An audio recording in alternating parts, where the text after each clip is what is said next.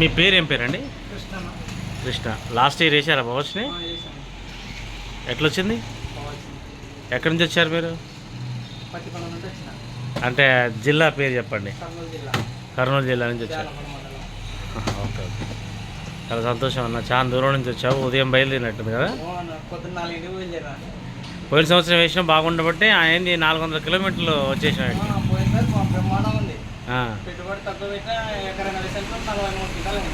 బాగా అయింది. 43 క్వింటాలు అయింది. ఎకరం 15 సెంట్ల,